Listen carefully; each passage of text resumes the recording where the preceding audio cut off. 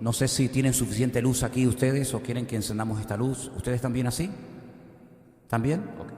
Vamos a orar un momento antes de compartir la palabra y que el Señor nos hable a nuestros corazones, a cada uno de nosotros, según la necesidad que hayamos traído. Que el Señor nos ministre y que podamos arrancar esta semana con la bendición de nuestro Dios. Te damos muchas gracias, Dios mío, porque hasta aquí hemos visto tu mano, tu fidelidad en nuestra vida. Queremos pedirte ahora que vamos a escudriñar las Escrituras, que tú nos des luz y entendimiento para poder descubrir las maravillas de tu palabra, Señor.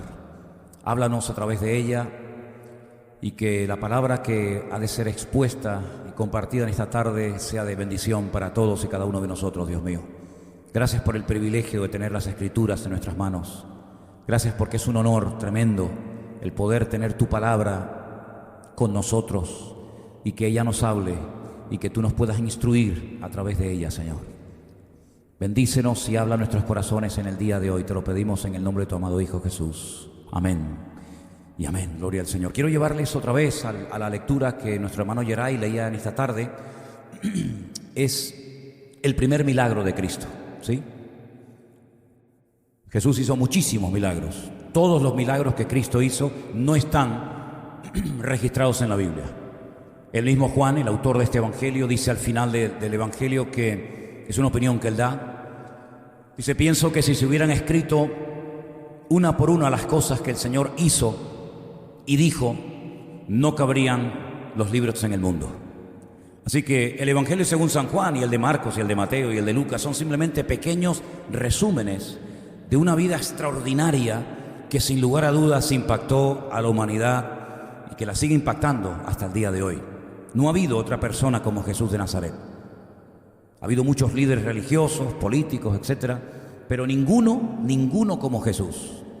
Su figura es deslumbrante, sus palabras, su ejemplo, su nacimiento, su vida, su muerte, su resurrección. Si todo en él, si lo estudias de una forma abierta y objetiva, te va a cautivar, porque te vas a dar cuenta de que él no era un ser humano normal y corriente, sino que era el enviado del Padre, él era el Mesías, y como tal cumplió, pues en su primera venida aproximadamente entre 150, 170 profecías, muchas de ellas imposibles de cumplir por cualquier ser humano, puesto que incluso algunas de ellas se llevaron a cabo mientras estaba clavado en la cruz y también mientras moría. Así es que su vida es una vida realmente espectacular. Yo no lo conocía, había oído hablar de él, pero desde un punto de vista simplemente histórico o religioso. Vivimos en un país, en un continente, en una sociedad donde la figura de Jesús, pues, se conoce, algo se conoce. Sobre todo hay épocas en el año en la que, en la parte cristiana, por así decirlo, del mundo, pues hay una serie de celebraciones o de fiestas que la figura principal es él. Por ejemplo, cuando llega diciembre, pues las calles se adornan y se ponen adornos en las casas y la gente se intercambia regalos, y si preguntas, bueno, ¿qué es lo que se está celebrando? Te van a decir la Navidad. ¿La Navidad, el nacimiento de quién?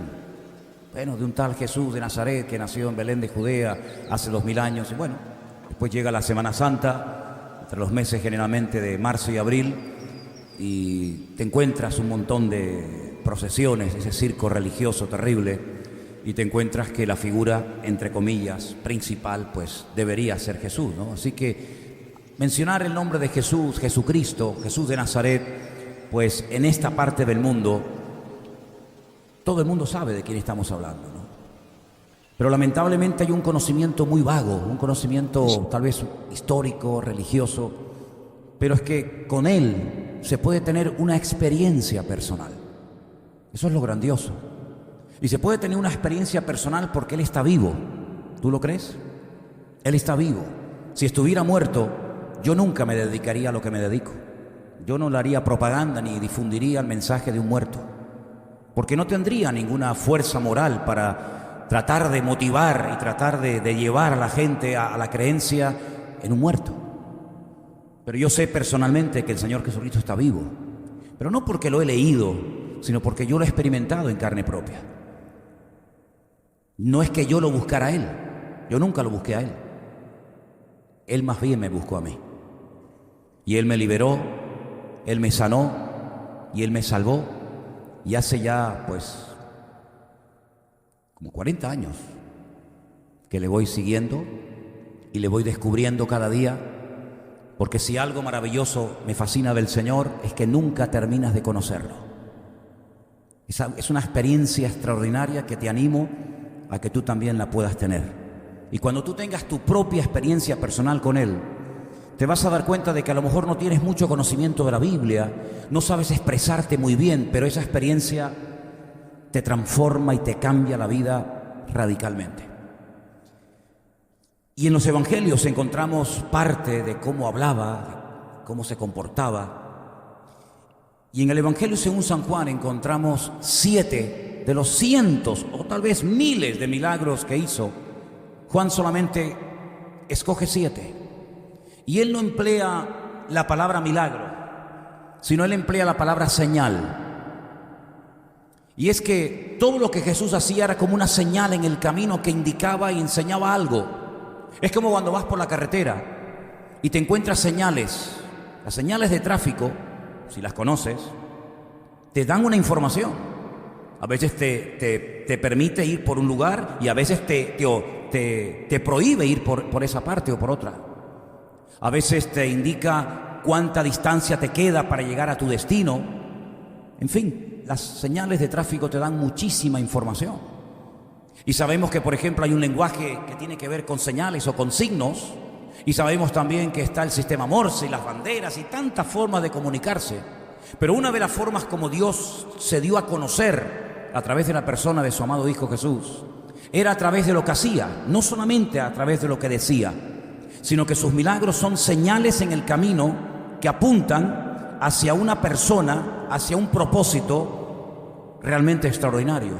Y esas 7 señales o milagros los puedes encontrar en el capítulo 2, en el capítulo 4, en el capítulo 5, en el capítulo 6 hay 2, en el capítulo 9 y en el capítulo 11. Sería 2, 4, 5, 6, 6, 9, 11. En esos capítulos, ¿verdad?, tú te encuentras los 7 milagros o las 7 señales que Juan escoge de todas las que hizo para presentar desde múltiples facetas la figura de Jesús. Lo dije en una ocasión y ya saben que no es nada nuevo lo que voy a decir ahora, pero en este momento tenemos aquí 3 cámaras que están grabando este culto, esta reunión. Tenemos una ahí en el centro, tenemos una aquí en la columna y tenemos aquí una a mis espaldas.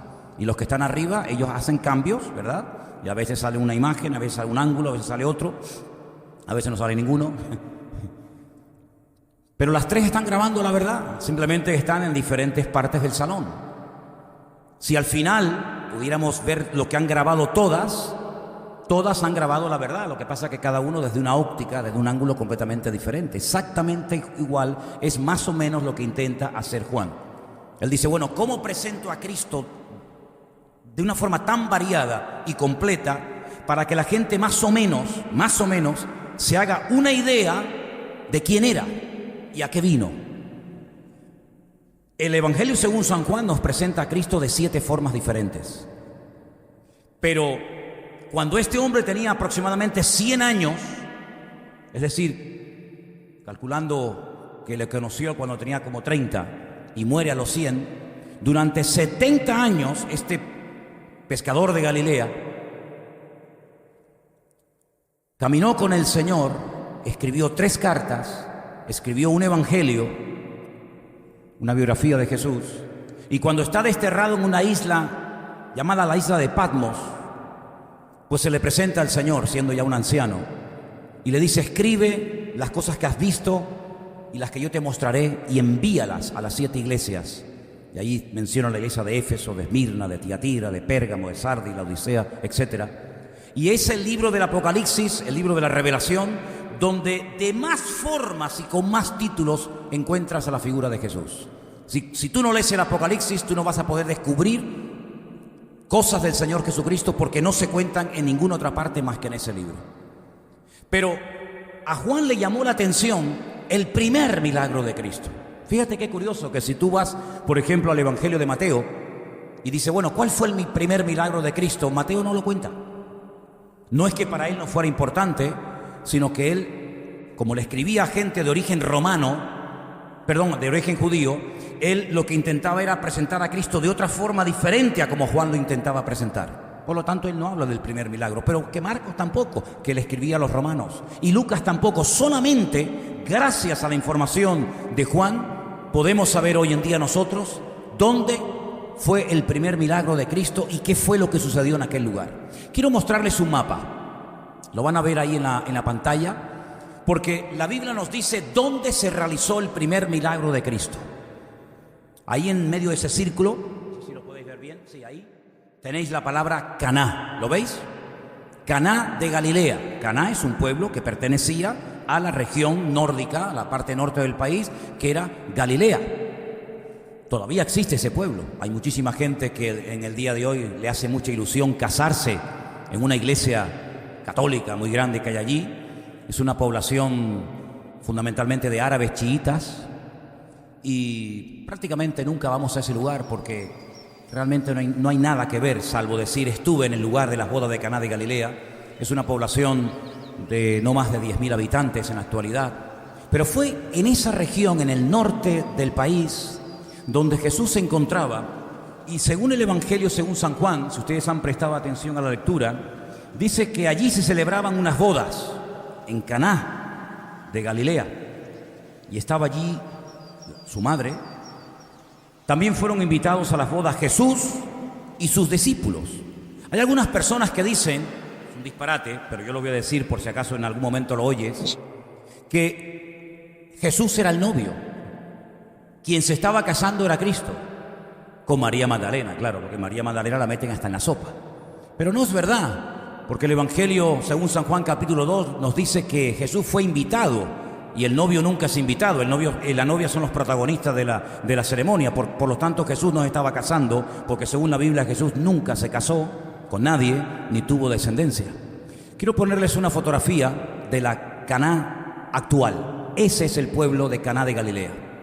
Es un pueblo entre montañas, un pueblo muy bonito, y en esa localidad, donde la mayoría de los habitantes hoy por hoy son árabes chiíes, pues era donde Jesús se encontraba, no con todos los discípulos, porque quiero decirles que Jesús todavía no había comenzado oficialmente su ministerio. Él le dice a su madre, aún no ha llegado mi hora. Pero en aquel momento, cuando dice la Biblia que él fue invitado junto con su madre y sus discípulos, se refiere a los 4 primeros discípulos que Cristo tuvo, que fueron Pedro, Andrés, Felipe y Natanael. ¿Vale? Hay un evangelio que aparece en la Biblia copta. No tengo tiempo para explicarle quiénes son los coptos, pero bueno, si ustedes están interesados en saberlo, pues se meten ahí en internet y pueden saber quiénes son los coptos, dónde están, qué creen, qué practican, etc. En la Biblia que tienen los coptos hay un evangelio que dice que el que se estaba casando era Juan, el discípulo que después escribe el evangelio según San Juan. Y algunos dicen que los detalles que se dan sobre esta boda es imposible que los haya dado una persona que no estuviera allí como testigo presencial. Por eso María toma un protagonismo en la boda fuera de lo normal. Ella es la que organiza a los sirvientes, le dicen tienen que hacer esto. Ella es la que le informa a su hijo de que no tienen vino, porque la madre de Juan era la hermana de María, era Salomé.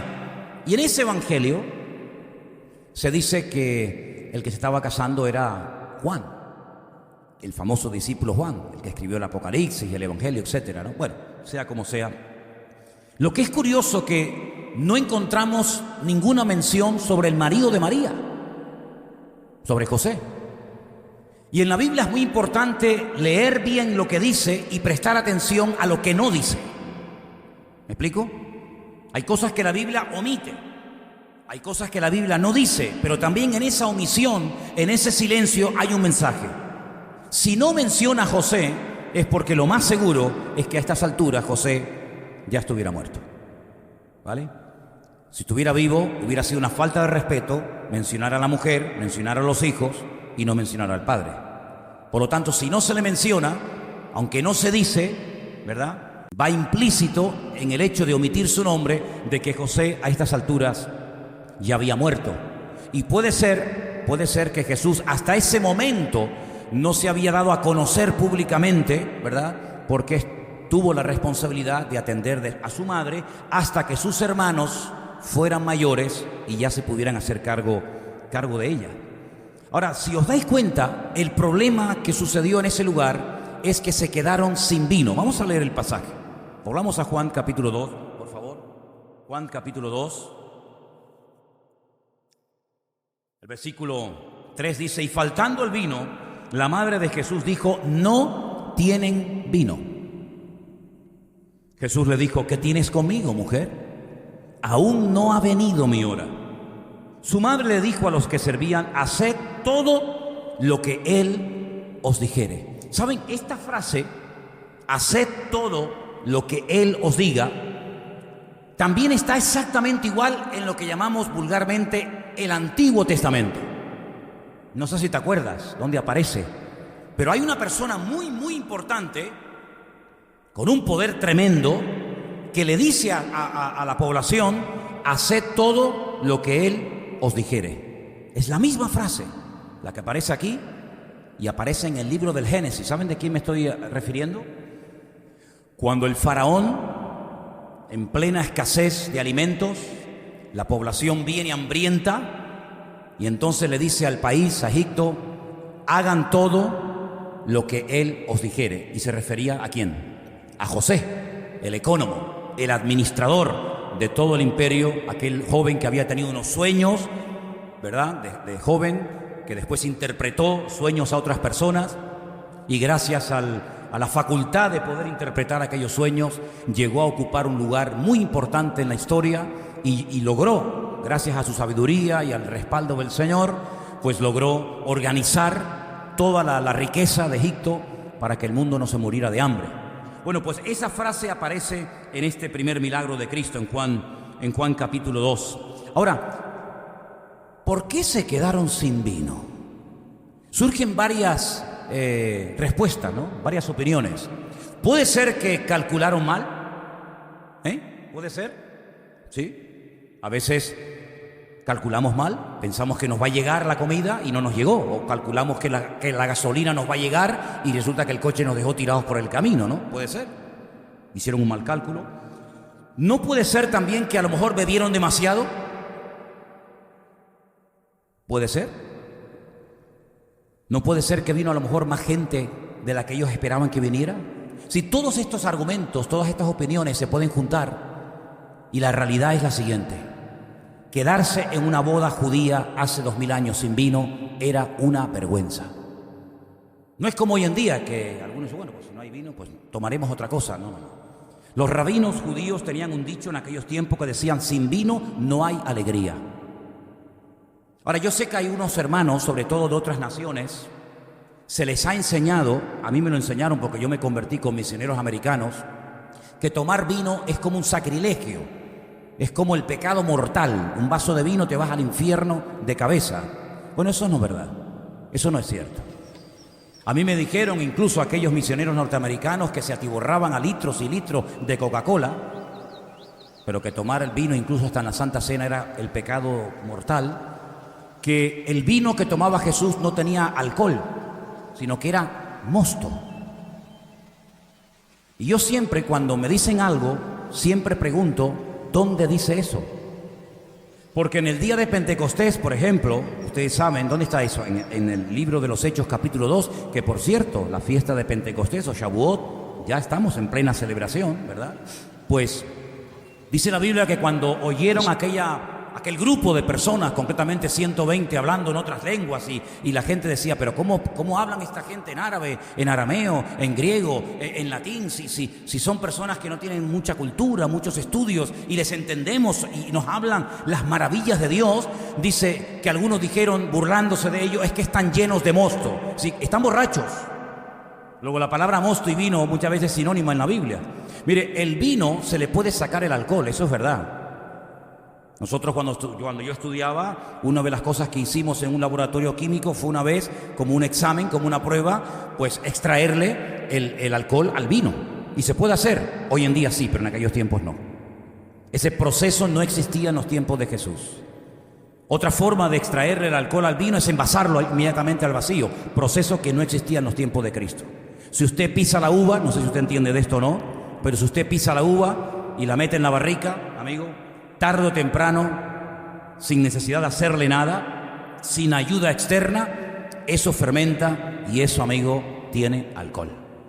La Biblia lo que prohíbe es emborracharse. Por eso hay gente que, como no saben beber, es mejor que ni toque, ni una cerveza, ni un vino, ni nada, porque no saben, no tienen control, ¿verdad? Se les escapa de las manos. Pero en toda la cuenca mediterránea, en toda la cultura mediterránea, en la historia bíblica, el vino era algo fundamental.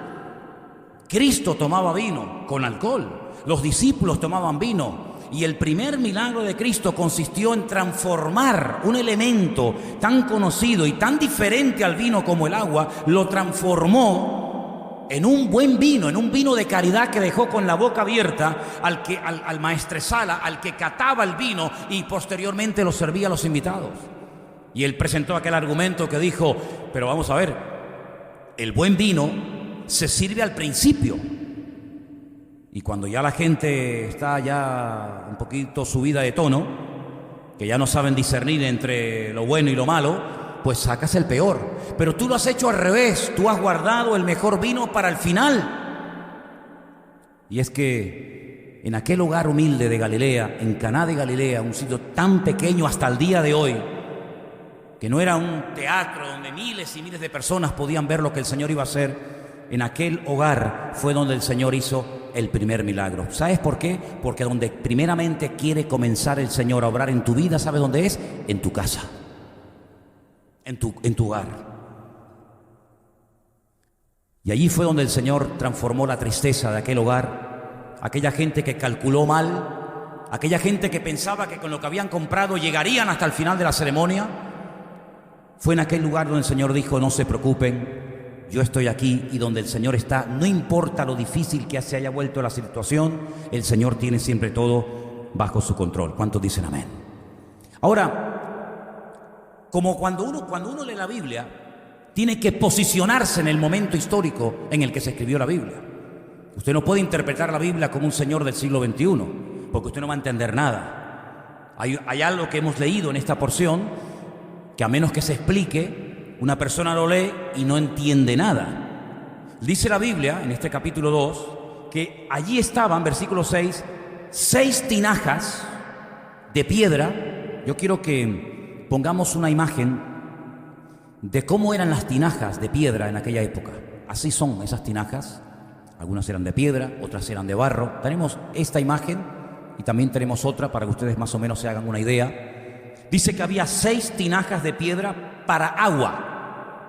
No era para guardar vino, era para el agua. Y dice, conforme al rito de la purificación de los judíos, en cada una de las cuales cabían 2 o 3 cántaros. Claro, es una medida que hoy en día nosotros, por lo menos en el sistema métrico decimal y todo eso, nosotros no utilizamos la palabra cántaro, ¿vale? Pero ahora explicaremos. Los judíos, antes de comer, durante la comida y después de la comida, y también incluso algunos entre plato y plato, se lavaban las manos. Y es toda una forma, es todo un ritual, es toda una ceremonia. No se lava las manos así de cualquier manera, sino que se lava de una forma ya establecida por el Talmud y por la Mishnah y por la Gemara y todas las historias, ¿verdad? Y esos litros de agua, esas tinajas de agua, estaban allí preparadas para que los judíos, cuando llegaran, lo primero que tenían que hacerse era lavarse los pies. Porque si no había llovido, el polvo se pegaba a las sandalias. Imagínate cómo llegaría la gente después de caminar kilómetros, en algunos casos días, para llegar a una boda. Entonces esas tinajas de agua estaban allí, y allí había unos criados, unos esclavos, que eran los más bajos en el escalafón, que eran los encargados de lavarle los pies a todas las personas que entraran a ese hogar. Pero no solamente esas cántaros de agua estaban allí, esas tinajas de agua estaban para lavar los pies, sino también para que se pudieran lavar las manos y se pudieran refrescar. Y entre plato y plato, como digo, se lavaban las manos y al final se volvían a lavar las manos. Luego no era un agua para beber, sino era un agua para el tema de la purificación, porque esto era algo sagrado, esto era algo tremendamente importante. Fijaros qué importante era el tema del aseo, de la limpieza, de la higiene personal, que cuando el Señor a Moisés en el desierto le habla y le dice que construya el famoso tabernáculo. ¿Qué era el tabernáculo? Era un templo portátil, que se montaba y se desmontaba rápidamente, hasta que llegaron a Israel y construyeron el templo. Pues el Señor ordenó que hicieran una fuente llamada el lavacro para que se lavaran antes de los sacrificios los pies y las manos. Y hasta el día de hoy, en muchos restaurantes y en muchas cafeterías de Israel, hay un lavabo aparte con un librito de oraciones y con una especie de, ¿cómo se llama?, de una jarrita, ¿verdad?, con 2 asas para el lavado de las manos, porque es algo fundamental en esa cultura. De hecho, una de las cosas que le llamaba la atención a los escribas y fariseos es que cuando los discípulos iban por el campo y arrancaban espigas y comían, le decían: pues tus discípulos no se lavaban las manos. ¿Os acordáis que les llamó la atención aquello? Bueno, pues en esas tinajas dice la Biblia que cabían, ¿cuánto? Entre 2 y 3 cántaros. ¿Cuántos litros es un cántaro? 40 litros. Ahora ustedes van a hacer una suma, o una multiplicación, mejor dicho. Si hay 6 tinajas y en cada tinaja caben aproximadamente 2 cántaros, es decir, 80 litros, ¿cuántos litros de agua había allí? Hay 5 o 6 cifras diferentes, ¿no? 480, ¿no? 480 litros de agua solamente para que los invitados se lavaran las manos y los pies y cumplieran con todo el rito y con todo el ritual de la purificación, según lo establecido. Allí estaban esas 6 tinajas. Ahora, Juan es un hombre, igual que Lucas, ¿no?, que es tremendamente detallista.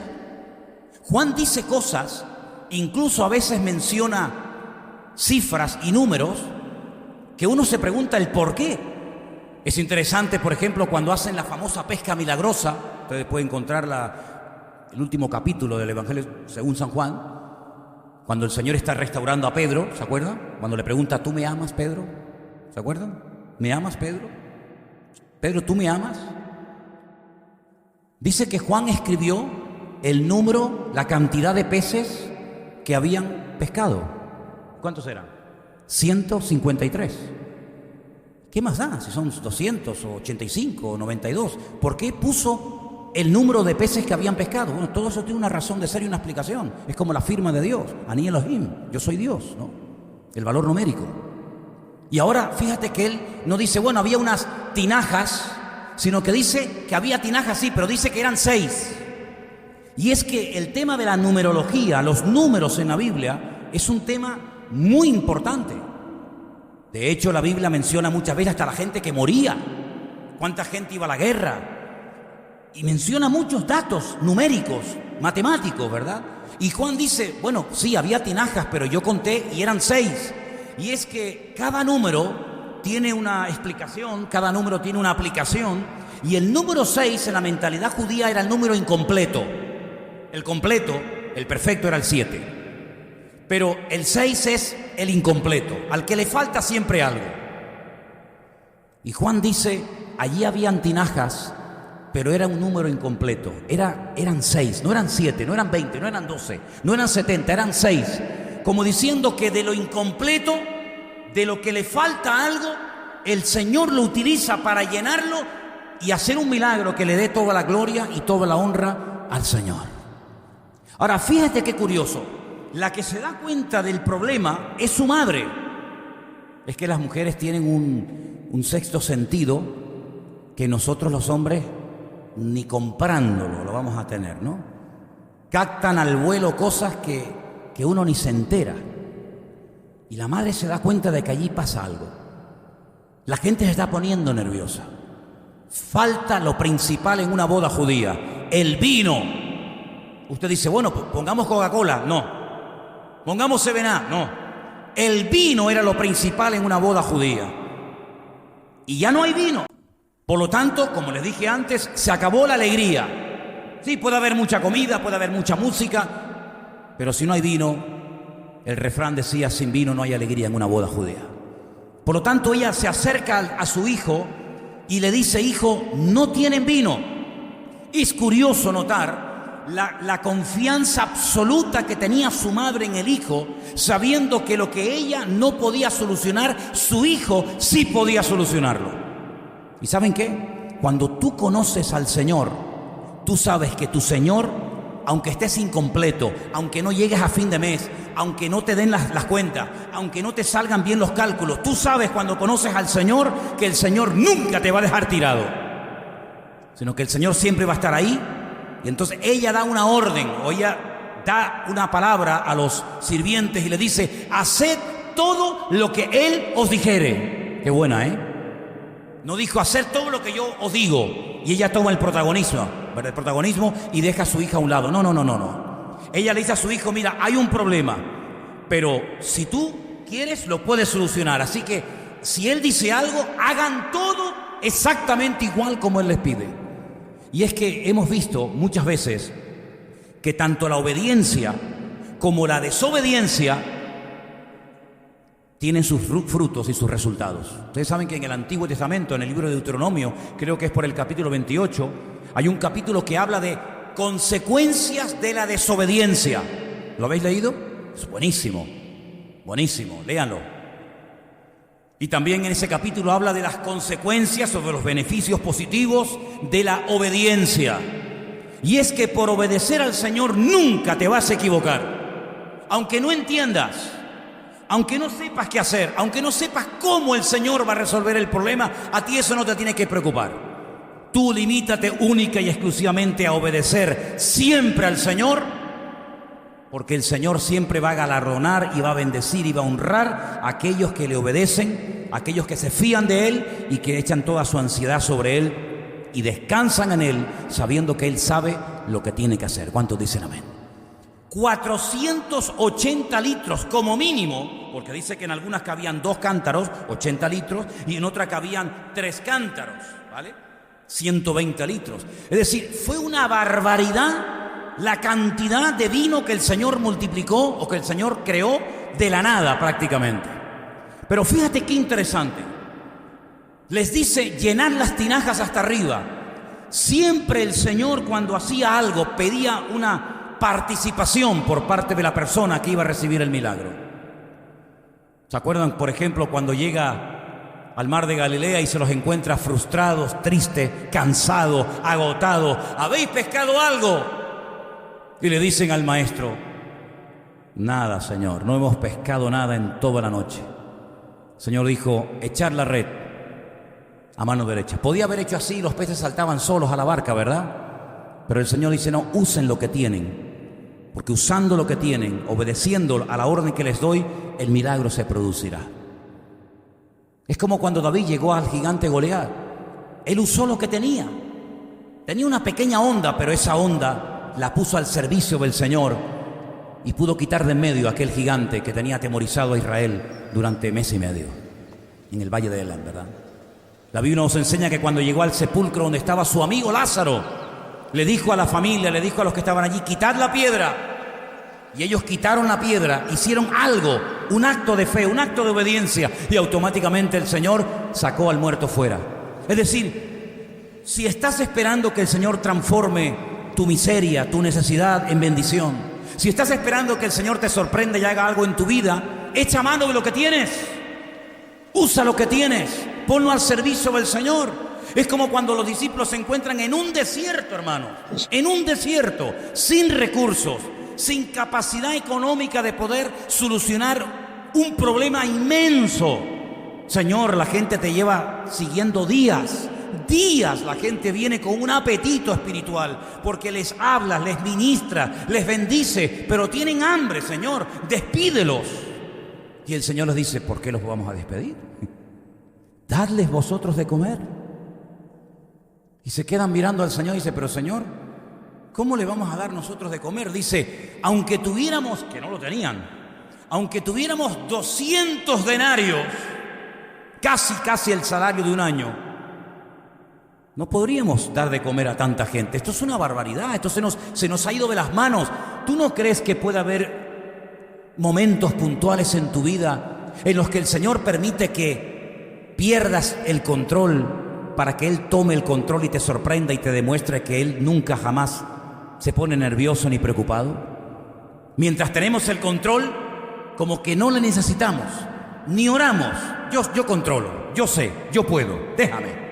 Pero en el momento en que le decimos, Señor, ni con dinero puedo solucionar este problema, es cuando clamamos al Señor y se cumple la promesa que dice: clama a mí y yo te responderé y te enseñaré cosas grandes y ocultas que tú no conoces. ¿Cuántos dicen amén? Jeremías 33, verso 3, ¿verdad? Dadle vosotros de comer. Entonces se ponen preocupados, se ponen nerviosos, no tenemos ni para nosotros, pero se dan cuenta de que hay un niño, un chavalillo por allí por el campamento que tiene nada, una merienda. Y le dicen: Señor, mira, hemos encontrado a este niño. Me imagino al niño llorando que le quitaron su merienda, ¿no? Pero por otra parte, ¿qué es esto para tanta gente? Y el Señor coge aquel poquito de pan y aquellos peces, los bendice, da gracias, los multiplica y los multiplica y los multiplica, y dice que se sacian, sobran cestas enteras llenas de pedazos, y el Señor les demuestra que con lo poco, pero con la bendición de Dios, llega y sobra para bendecir a las multitudes. ¿Cuántos dicen amén? Y aquí lo vemos otra vez. Están desesperados, no hay vino, se sienten avergonzados, han hecho un mal cálculo, han venido más invitados de la cuenta, han tomado más de la cuenta. Da igual, ¿qué más da? Déjalo. No te estés todo el día lamiendo la herida. Es que yo no tenía que haberme casado con aquel hombre, yo no tenía que haber ido para allá, yo no tenía que haberle prestado dinero a aquel, yo no tenía que haberme movido de mi país. Mira, ya está, hijo, ya está. Te puedes estar quejando y encima condenando, que es lo peor. Bueno, te recuerdo que hay un versículo que para ti esta tarde el Señor te dice: ninguna condenación hay para los que están en Cristo Jesús. ¿Te equivocaste? Pues Señor, ayúdame. ¿Caíste? ¿Tropezaste? Levántate. No estés toda la vida: es que no tenía que haberme ido, es que tenía que haberme quedado, es que me precipité, es que compré lo que no tenía que haber comprado, es que me salió. Bueno, hijo, mira, ya está. ¿Vale? Ya está. Señor, he pecado, no soy digno. He pecado contra el cielo y contra ti, no soy digno de ser llamado ni hijo tuyo. Hazme como un jornalero. Pero el Padre lo levanta, lo restaura, hace una fiesta, mata al becerro gordo, pone el anillo en sus manos y se vuelve a gozar. Así que si has metido la pata, perdona que te sea tan claro, si has metido la pata, ¡gloria a Dios! Porque el Señor se especializa en bendecir y en restaurar y en levantar gente que reconoce que ha metido la pata. Aquellos que dicen: no, yo no, todo lo hago bien. Muy bien, mi hijo, pues siga así, con tu soberbia, con tu orgullo, con tu arrogancia, tratando de ¿aparentar qué? Cuando dice la Biblia que el Señor sabe lo que somos en lo más profundo del corazón. Así que, oye, se acabó el vino. ¿Ahora qué vamos a hacer? Lamentándonos, echarnos la bronca los unos contra los otros. Es que eres un tonto, es que yo te dije que compraras más. Y ya está. Mira, vamos a hacer una cosa, vamos a pasar la página y vamos a trabajar con una realidad. Cuidado, eso es muy importante y quiero subrayarlo esta tarde. No se imagine cosas, ni empiece con la imaginación, ni con yo siento y yo veo. Mire, aterrice, mijo, aterrice. ¿Cuál es su realidad? Mire, pastor, mire, hermano, mi realidad es que estoy mal. Esa es su realidad, amén. No la oculte, declárela, confiésela. ¿Qué quieres que te haga? ¿Qué te pasa? Estoy leproso, estoy ciego, ¿ok? Confiese su realidad y ahora déjeme a mí obrar y déjeme cambiar su realidad y su lamento en baile para la gloria del Señor, ¿vale? Entonces lo que tienen que hacer es lo que Él os diga. Llenen las tinajas hasta arriba y ahora miren lo que pasa, porque yo le voy a preguntar, quiero que ustedes se fijen en esto: ¿cuándo se produjo el milagro? Vamos a leerlo. Estamos en Juan capítulo 2, les recuerdo. Ponemos la lectura y arrancamos a partir del versículo 7. Juan 2, verso 7. Jesús les dijo: llenad estas tinajas de agua. Y las llenaron hasta arriba. Muy bien, empezamos bien. Entonces les dijo: sacad ahora y llevadlo al maestresala. Y se lo llevaron. Marcha atrás. Vamos a rebobinar, ¿sí? Rebobinamos. Versículo 6. Versículo 6. Versículo 6. 6. Versículo 7. Perdón, versículo 7. Jesús les dijo: llenad estas tinajas de agua. Y las llenaron hasta ¿dónde? Hasta arriba. Eso dice en el versículo 7. Versículo 8. Sacad ahora y llevadlo al maestresala, y se lo llevaron. Versículo 9. Cuando el maestresala, el que cataba el vino, el que decía, este vino está picado, saquen otro, este está bueno, este está malo. Cuando el maestresala, el que cataba, el que probaba el vino, lo probó el agua hecha vino, sin saber él de dónde era, aunque lo sabían los sirvientes que habían sacado el agua, llamó al esposo, y es cuando viene la frase que ya os dije antes. ¿Cuándo se convirtió el agua en vino? ¿En qué momento? Porque ellos están delante del Señor, esperando a ver qué les dice el Señor. El Señor les dice, cojan estas tinajas y me las llenan de agua. Ellos las llenan hasta arriba. Ya está, Señor. Vale, ahora cojan y llévenle al maestresala para que lo pruebe. Ellos saben perfectamente que dentro de las tinajas no hay vino. Ellos saben que han metido agua. Pero en ningún momento cuestionan la orden. Señor, vamos a ver. Las hemos llenado de agua. ¿Cómo nos dices tú que vayamos a la sala y delante de todos los invitados le demos a probar agua al maestresala? Vamos a hacer el ridículo. Pero ellos se fían del Señor. ¿Tú te fías de Dios? ¿Tú te fías del Señor? Y en ese traslado entre la obediencia y la acción se produjo el milagro. ¿Te das cuenta? Hay un milagro parecido en cuanto a los efectos y en cuanto a la fórmula en uno de los evangelios que dice que 10 hombres leprosos, que sabían que estaban condenados a morir de esa enfermedad terrible, se paran de lejos. ¿Sabe el pasaje que le estoy leyendo, verdad? O recitando. Y le gritan y le dicen, Maestro, ten misericordia de nosotros. El Señor no les dijo, vengan que voy a orar por ustedes para que sean sanados. No les dice, sean sanos ahora mismo. Y automáticamente las llagas, la lepra, desaparece y se convierte en la piel como de un niño, como la de Naamán, ¿se acuerdan? Sino que les dice, id y mostraos a los sacerdotes. Los sacerdotes eran como los que inspeccionaban las llagas, las pústulas de la gente y declaraban si era sarna, si era lepra, si era contagioso, si podías vivir entre el pueblo, si tenías que marcharte lejos, etcétera, etcétera. Es decir, ellos no han sentido nada, no han visto nada, pero en base a una orden se ponen en marcha en una dirección contraria. Id y mostraos a los sacerdotes. Y ahora viene lo bueno. Y el versículo dice, mientras iban. Leedlo para que veáis que dice así. Mientras iban, mientras caminaban, fueron sanados.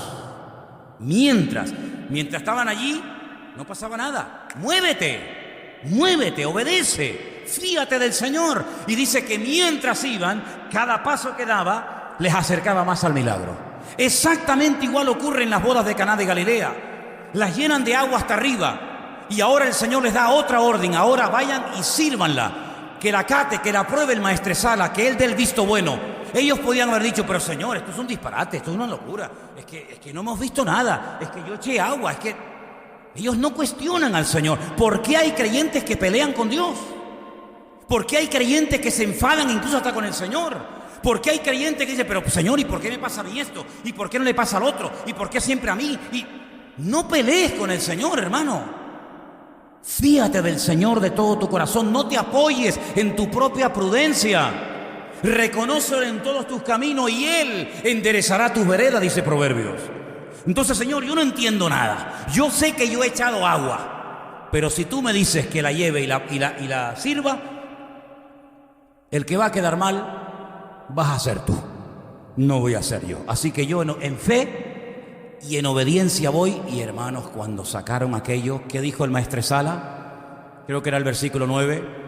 Fíjate cómo quedó sorprendido, cómo quedó con la boca abierta este hombre. Y dice, todo hombre sirve primero el buen vino, y cuando ya han bebido mucho, entonces el inferior. Mas tú has reservado el buen vino hasta ahora. ¿Cuántos dicen amén? La obediencia siempre trae bendición, siempre.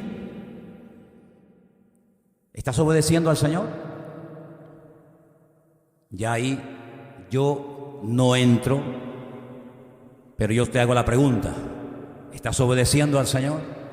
Porque si tú estás obedeciendo al Señor y le estás obedeciendo y estás sometido a Él y a su palabra, tienes que estar tranquilo, pase lo que pase, digan lo que digan, venga lo que venga, aunque no entiendas nada, aunque las emociones y los sentimientos te digan otra cosa, da igual.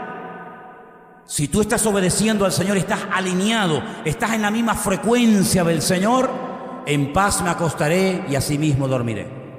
Porque yo sé que el Señor es mi luz, es mi estandarte, es mi bandera. Pero amigo, la pregunta es, si no estás en obediencia, no puedes esperar cambios en tu vida. Mira, la única forma de obtener cambios y resultados de Dios genuinos en tu vida es haciendo la voluntad del Señor. ¿Cuántos dicen amén?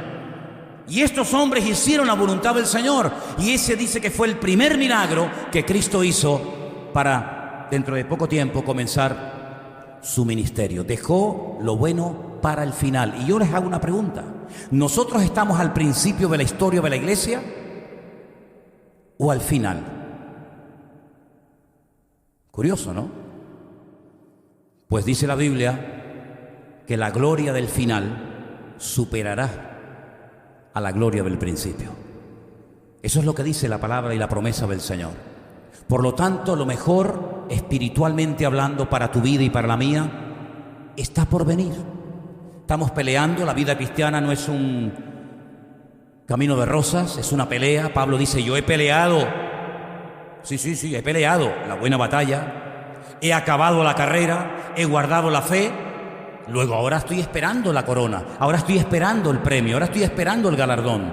Y en la vida cristiana hay un tiempo para todo, para llorar, para sufrir, para reír, para cantar, para lamentarse. Hay tiempo para todo. Lo importante es que tú aprendas a estar bien delante del Señor en obediencia, entiendas o no entiendas. Y como aquel hombre dijo, aunque Dios me mate, si Él lo quiere así, le seguiré adorando porque yo sé que mi Redentor está vivo. ¿Cuántos dicen amén? Este milagro es un milagro realmente maravilloso de cómo Cristo transforma un elemento en otro completamente diferente. Tú pruebas un vaso de agua y pruebas un vaso de vino y saben completamente diferentes, ¿sí o no? Yo me bebo ahora mismo un vaso de agua, que de hecho me lo voy a beber porque tengo sed.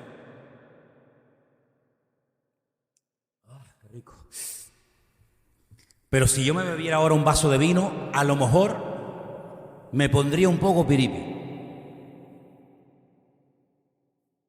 Porque los efectos del agua y los efectos del vino son diferentes. El olor, totalmente diferente. El sabor, la fórmula química, totalmente diferente. El agua sirve para unas cosas, el vino sirve para otras. Pero tú fíjate cómo el Señor, el agua, un elemento tan conocido y fundamental para la vida, es capaz de transformarlo en algo que hacía falta en aquel momento. Humanamente hablando, ¿se puede convertir el agua en vino? No. Pero ¿habrá algo imposible para Dios? ¿Habrá una situación en tu vida en este momento o en el futuro, no muy lejano, que para Dios sea totalmente imposible de resolver y de solucionar? ¿Sí o no? En absoluto. ¿Habrá alguna enfermedad, algún problema matrimonial, algún problema, no sé, con un hijo, con un marido, con una esposa, con un vecino, con un compañero de trabajo? ¿Habrá algo que el Señor diga, mira, lo siento, pero hasta ahí no soy capaz de llegar? Imposible. Para Dios no hay nada imposible. Y yo quiero que con este capítulo, con esta historia, con este milagro, que es el primer milagro de Cristo, lo que te lleves en tu corazón es que no importa la situación difícil o apretada en la que te encuentres, si el Señor está en esa situación y le entregas el problema y la necesidad al Señor, el Señor te va a sorprender, porque Él es un Dios de amor, es un Dios bueno y para siempre es su misericordia. ¿Cuántos dicen amén? Cierra tus ojos ahí donde estás, por favor. Cierra ahí tus ojos. Recuerda esto, en ese hogar donde por un momento entró la tristeza, cuando el Señor tomó el control, la tristeza se disipó, retrocedió y vino la bendición de Dios. Deja que Cristo entre en tu casa. Deja que el Señor tome el control de tu hogar. Y no importa lo difícil que esté la situación, si el Señor tiene el control de tu casa, olvídate si hay o no hay. Preocúpate de que Él esté, que eso es lo verdaderamente importante. Te damos gracias en esta tarde, buen Dios, por el privilegio tan grande que nos das de acercarnos a ti y descubrirte cada día y conocerte cada día mejor a través de tu bendita palabra. Te pido, Señor, que transformes el lamento en baile, la enfermedad en sanidad, la debilidad en fortaleza, la muerte en vida, y que tú en esta tarde nos ayudes a todos y a cada uno de nosotros a tener una semana fortalecida, bendecida y prosperada por tu bendita y preciosa mano, Señor.